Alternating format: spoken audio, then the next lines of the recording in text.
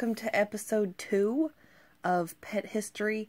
This week is going to be about Roxanne, which, as some of you who have been subscribed to me for a while know, Roxanne was my Siamese cat who was 11 years old when I had to have her put to sleep. So, yeah, it wasn't really the best time, but, you know, I decided to do her because she was my second cat I ever owned. So I decided that I would do like my oldest cat first and then work my way down to the newest cat I have. So Roxanne would be the second one. So, I'll kind of just tell you her story, how we got her and everything. So it was 2005 and I just put July 4th. I think it might have been like the 5th or 6th, but I can't remember that far back. So I just put July 4th because it was around that time. But my middle brother had gone and snuck out of the house because my grandpa was babysitting us. And so he was going for a walk down the block and actually found Roxanne. He says he found her in a bush, which I don't know why he'd lie, so I'm going to believe him. In the bush or in the street, one of the two. And so he brought her home, and she was the cutest little kitten. But my grandpa told us that we already had enough cats, and we couldn't bring her in the house because me and Zach really wanted to. And so, because back then we only had Blossom, Gadget, and Toby, and so my grandpa is not really a giant lover of cats, so he was kind of like, no, you're not bringing her inside. So Zachary hid her under the back porch, and so when Mom came home, she discovered Roxanne and instantly fell in love with her because she was the cutest little kitten ever, which I can show you a picture in a second. So we ended up getting to keep her. She stayed outside for maybe 3 days longer. And then Mom ended up, being able to bring her inside because we wanted to get, like, flea medicine and stuff for her first. That way she wouldn't bring in any fleas or ticks. And, we were originally, me and the boys, me and Zach and Travis, wanted to name her Rox because she'd like to lay in our rocks we had in the front yard and sun herself. But my mom was like, well, let's name her a more pretty name like Roxanne. And we were like, okay, that's a good one. But I'll show you real quick what she looked like when she was a kitten. So here's what Roxanne looked like when she was a kitten. She was really cute. She had this little head and these really big bat ears. And she was very light in color, as you can see. She was really pretty. Okay, so I'm going to say probably Roxanne was probably around a year or two by the time we went to get her spayed. And she was my first female cat that I had ever had problems with, or my parents have ever had problems with. When she went to get spayed, it went fine and everything, but then Roxanne had to go and she messed with the stitches. So then they had to use staples, and she had to wear a cone, and it was just a very stressful time for me, being probably only around like 7 or 8 years old. And I told my mom, I was like, I never again want to get a cat spayed, just because that happened. And really, you aren't part of the video yet. You're next time. Yeah. So, but yeah, it was a stressful time for me, and it took Roxanne a couple weeks to heal up and everything, and when we went and got her staples and her stitches took out, I couldn't watch, of course, because when you're young, you're like, oh, I can't watch, that's gross. Most of the time, anyway. I mean, it didn't bleed or anything, so it's not like it was real grody. At least that's what my dad told me, anyway. But, so, yeah, she lived a pretty healthy life. I don't really think there was any other problems that we had with her or anything. Not like Blossom, where he had to go years taking medicine and stuff. I will say, though, that when Roxanne was probably closer to 2.5 to 3, we had got Daisy. And that's about the time Roxanne started hating Blossom, because Daisy kind of established herself as, I'm Blossom's new girlfriend, or whatever you want to say, because Blossom and Roxanne before then were, like, super close. They would never fight. And then, when Daisy came and stayed in my room, because she lived in my room for, I think it was 4 or 5 years, Roxanne hated Daisy, and Daisy, of course, felt the same for Roxanne, because her and Roxanne did not get along together very well.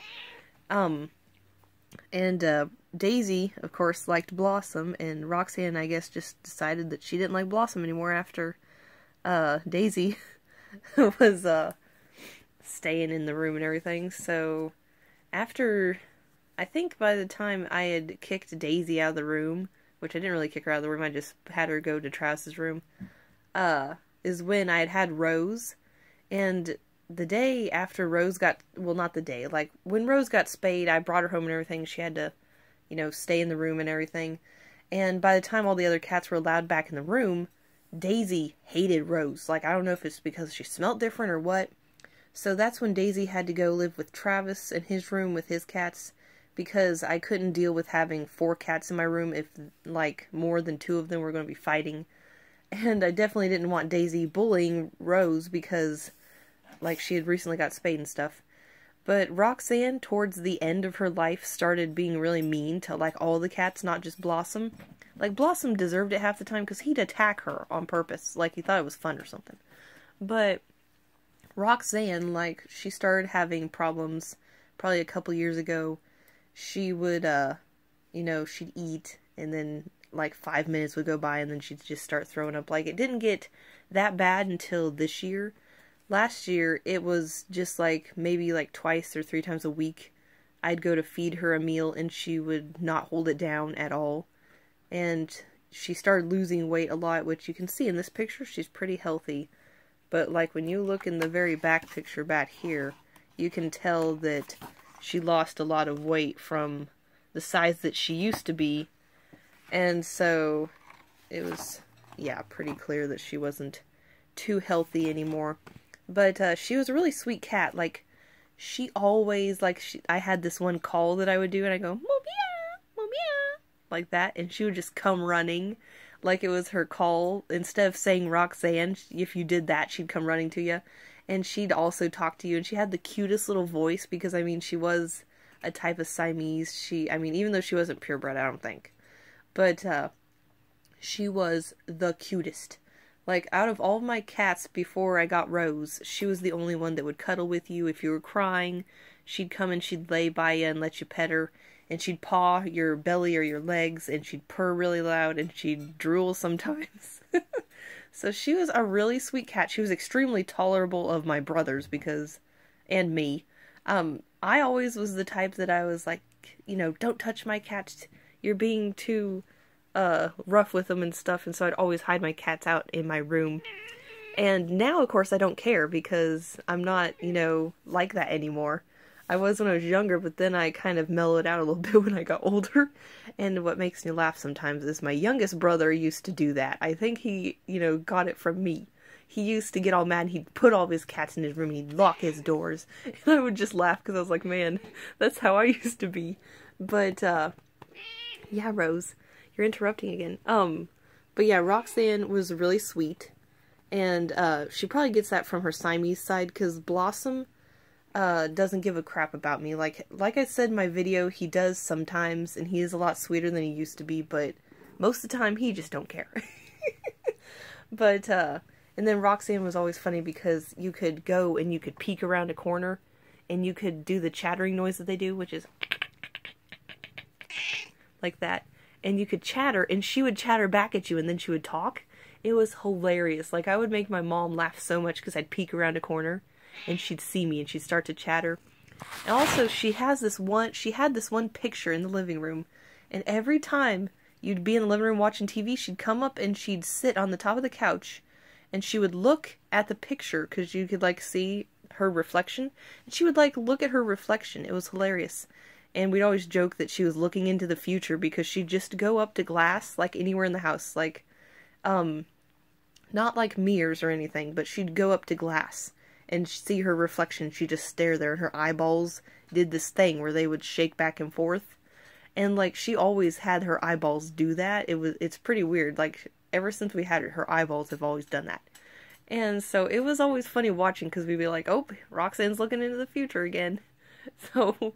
But, yeah, good memories. It was always funny. Like, of course, I always could expect when they got a little older, like around the time that Blossom was not having seizures yet, and after he was done having them, he would always be beaten up on her, and she would always end up, like, scratching his eye, not his eye, but, like, above his eye or his nose, or you'd come home and his nose would have this bloody scratch on it, and she would just have hair that was ripped off her, and he ended up with the one who had wounds, and all he did was pretty much pull pulled out some of her fur, he would get in so much trouble, and he still would do it. It's like you could spank that cat, and he would still attack her. It's like 5 minutes later, here he is doing it again. It's like, do you not get the point? So, yeah, squirt bottles do not work. Okay, people? You can try it, but all it does is make a giant mess. Especially if you're squirting and you accidentally hit your wall and there's, you know, it's a painted wall and the paint fades or runs or does some weird crap. But, yeah, I do miss her, but at the same time, I really enjoy the peace of not having cats fighting at 2 o'clock in the morning. Because Roxanne was, like I said, a very mean cat when she got older. Like, this year mainly was her worst year, because she was always being really mean to Rose, and she would always attack Rose while Rose was just laying there sleeping. And Blossom, all he would have to do is just jump onto the bed to, like, get comfortable. She could be laying on the other end of the bed. She could be on the floor across the room, and she would start snarling at him. So, I do not miss the ruckus that she caused and everything, and her being mean to the other cats.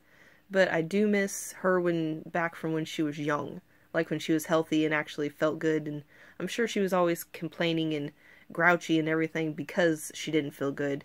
So I am glad that I made the decision to have her put to sleep, but at the same time it was hard for me just because, you know, having a cat for 11 years and then having to give her up is hard, but I feel like I made the right decision. So anyway, I think that's mainly all the stuff that I can think of to talk about. Later on, I'll have to make a little video with the pictures and stuff from Roxanne's book. Last year, about probably 3 or 4 months back, I had done one for Shadow, because Shadow has a book just like this, and I had made a video with the pictures and stuff from the pages. So if you guys want, I can do that sometime soon, or I can just, you know, kind of do it whenever. So anyway, guys, thank you for watching this week's episode of Pet History. And next week, I'll probably do Rose. Rose is very happy about this, right, Rose? Yes, you are. So, anyway, guys, thank you for watching, and have a good day.